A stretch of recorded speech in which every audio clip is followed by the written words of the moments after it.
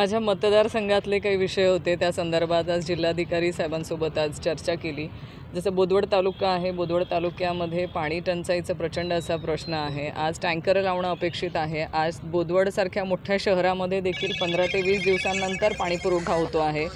तिथे टँकरची व्यवस्था करणे, त्याचबरोबर तिथल्या लोकल अधिकाऱ्यांना सूचना करणे आणि लोकांना पाणी उपलब्ध करून देणे ह्या संदर्भातला मेजर इश्यू आज साहेबांसोबत डिस्कस केला। त्यांनी अधिकाऱ्यांना खाली सूचना देखील केलेल्या आहेत। त्याचबरोबर पीक विम्याच्या प्रश्नासंदर्भात देखील त्यांच्यासोबत चर्चा केली आणि अधिकाऱ्यांना सूचना कराव्या जेणेकरून मागच्या वर्षीचा जो पीक विम्याचा पैसा येणं बाकी आहे तो लवकरात लवकर शेतकरी बांधवांच्या खात्यामध्ये तो पैसा वर्ग व्हावा, कारण त्याच पैशांवरती आत्ता पुढचं पीक घेण्यासाठी शेतकरी बांधवांना हातात पैसा लागणार आहे आणि पीक विम्याच्या रकमेवरती त्यांचं पुढचं पीक घेणं हे त्यांना सोयीस्कर होईल।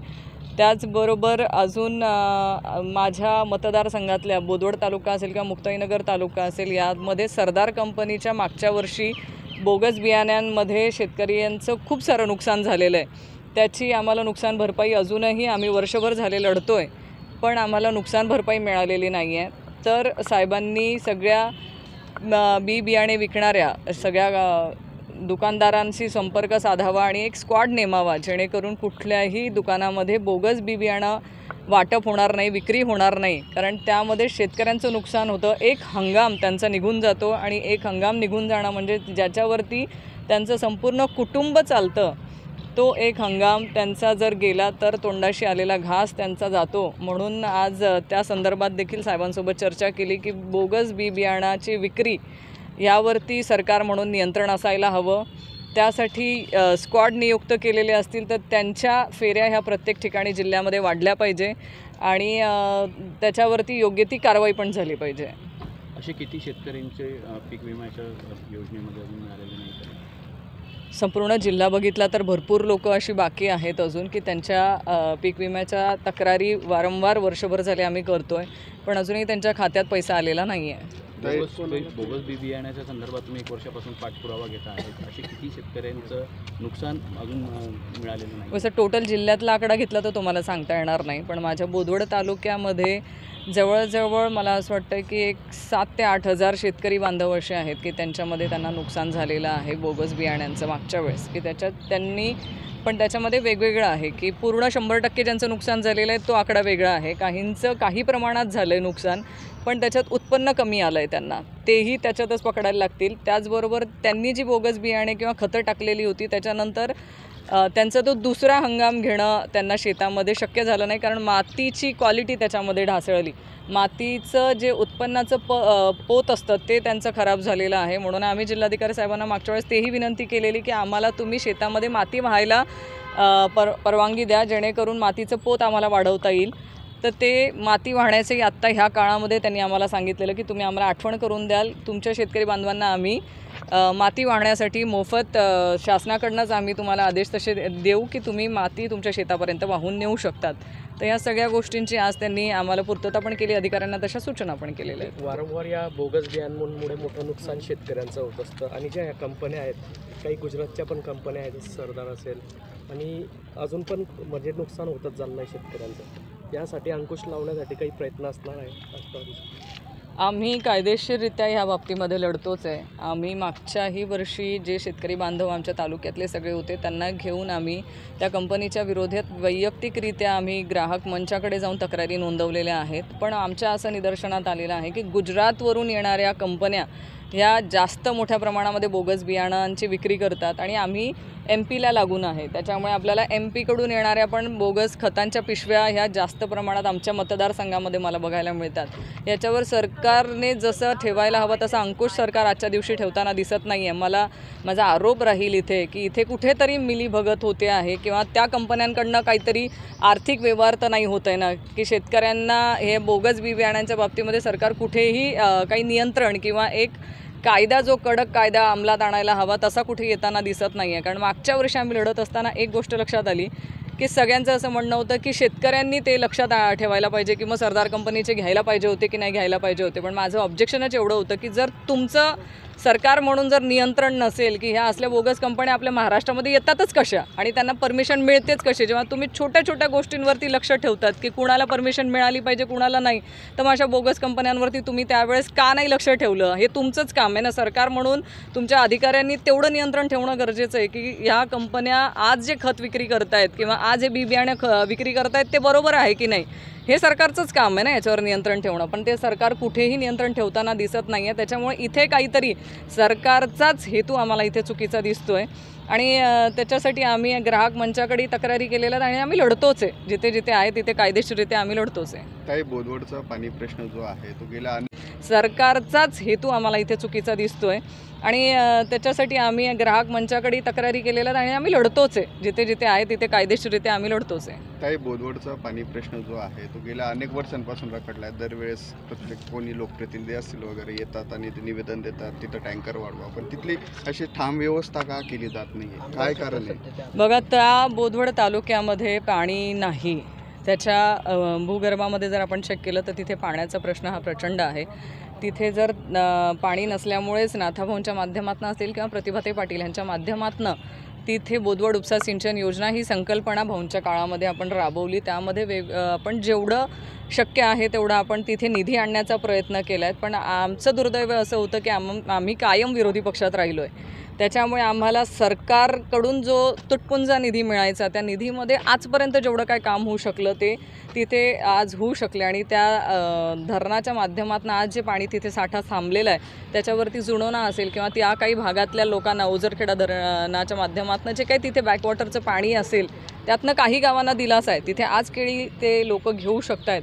पण काही गावं अशी आहेत की जोपर्यंत ही बोदवड उपसा सिंचन योजना पूर्ण होणार नाही तोपर्यंत त्या गावातल्या लोकांना दुसरा पाण्याचा सोर्स काही नाही आहे. पण आज रोजी तुम्हाला तिथे पाणी पोहोचवणं, आपण भाऊंच्या माध्यमातून ODA ही योजना पण तिथे राबवली. आज संपूर्ण तालुक्यामध्ये जे पाणी पुरवठा मिळतो आहे तो फक्त आणि फक्त त्या ODAच्याच माध्यमातून आज जे पाणी मिळतं आहे ते मिळतं आहे. पण त्या ODAच्या पाणी पुरवठा हा गेल्या आधी म्हणजे जेव्हा तो मंजूर झाला, जेव्हा ती योजना चालू झाली त्यावेळेसमध्ये आणि आत्ताच्या योजनेमध्ये लोकांची लोकसंख्या वाढलेली आहे. त्याच्यामुळे आता ती कुठेतरी कमी पडते. तर एक तर त्या योजनेला तुम्हाला चांगल्या प्रमाणात केलं पाहिजे किंवा दुसरी काहीतरी व्यवस्था करणं आजच्या दिवशी अर्जंट आहे. आमदार असतील किंवा पाणी पुरवठा मंत्री असतील हे सत्तेतच आहेत तरी सुद्धा हा प्रश्न. बघा, पाणी पुरवठा मंत्री आपल्या जिल्ह्याचेच आहेत. आम्ही आधीही म्हटलेलं आहे की त्यांच्या माध्यमातून जी जलजीवन मिशनची योजना राबवण्यात आलेली आहे त्या योजनेचा खेळखंडोबाच आजच्या दिवशी ह्या तालुक्यात तुम्हाला बघायला मिळतो आहे. कारण जर त्या योजना त्यांनी राबवल्या, आम्ही आधीपासूनच तिथे म्हणतो आहे की ह्या योजनेच्या माध्यमातून कॉन्क्रीट असं तुम्ही आम्हाला सांगा की तुम्ही आमच्या तालुक्याला पाणी कसं देणार आहात. पण ते उत्तर देण्याच्या ऐवजी कामं कसे करून घेता येतील कॉन्ट्रॅक्टरांकडनं आणि कामं घेऊन आपल्याला पैसा कसा कमवता येईल ह्याच गोष्टीवरती त्यांचा भर गेलेला दिसतो आहे. कारण एवढी जर तुम्ही जीवन योजना जी काय राबवली त्या योजना राबवल्यानंतर देखील आमचा तालुका हा आज रोजी पाण्यापासून वंचितच आहे. आमदार अपयशी ठरताय काही तुम्हाला अपयशी ठरतात का असं नाही, पण मी म्हणणार की तुम्हाला याचं उत्तर द्यावं लागणार आहे. कारण 5 वर्षाचा कार्यकाळ तुम्हाला मिळाला आणि पूर्ण 5 वर्षाच्या कार्यकाळामध्ये तुम्ही सत्तेत आहात, सत्तेतले आमदार आहात. म्हणजे आधी सत्ता होती जेव्हा महाविकास आघाडीची होती तेव्हाही त्यांचं पाठबळ होतं, आत्ताही त्यांना सरकारमध्येच आहेत. तर 5 वर्षाच्या काळामध्ये ज्या काय कामं त्यांनी लोकांना पाणी पुरवण्यासाठी करायला हवे होते ते करताना दिसत नाही आहेत. कुठेतरी कमी पडतं आहे किंवा कुठेतरी इच्छाशक्ती कमी पडते. कारण पाणी ह्या गोष्टीवरती आजही बोदवड तालुक्याला लोकांना पाण्यासाठी वणवण हे फिरावंच लागतं आहे. काही एक प्रश्न आहे राजकीय की नरेंद्र मोदी बहिणींना प्रफुल्ल पटेल यांनी छत्रपती शिवाजी महाराजांचा तोफ आज घातलेला आहे, कसं बघतात तुम्ही? मला असं वाटतं की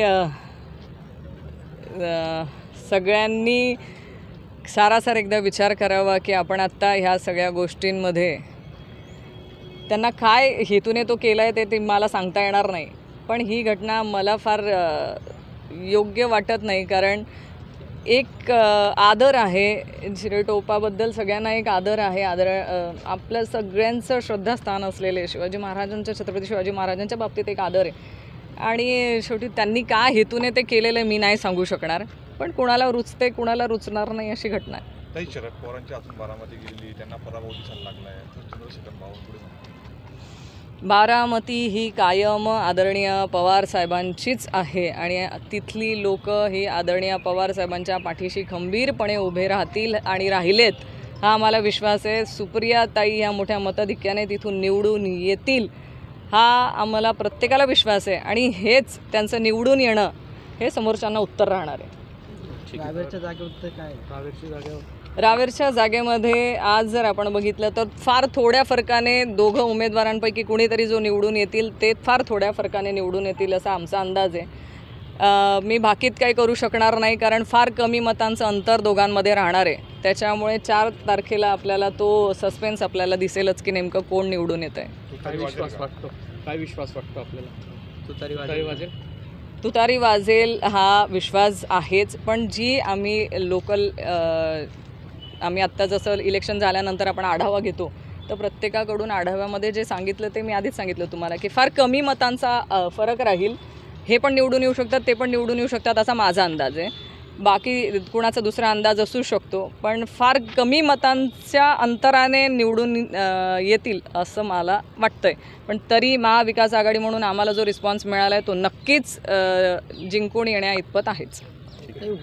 होर्डिंगचा विषय आहे. होर्डिंगमध्ये जी घटना घडली मुंबईमध्ये त्यातला जो आरोपी आहे बिल्ले तो फरार आहे. सत्ताधाऱ्यांवर टीका केली जाते की घटना घडल्यानंतर तो कसा फरार होतो. म्हणजे नेमक्या अशा घटना घडल्यानंतरच सरकारला कशी जाग येते?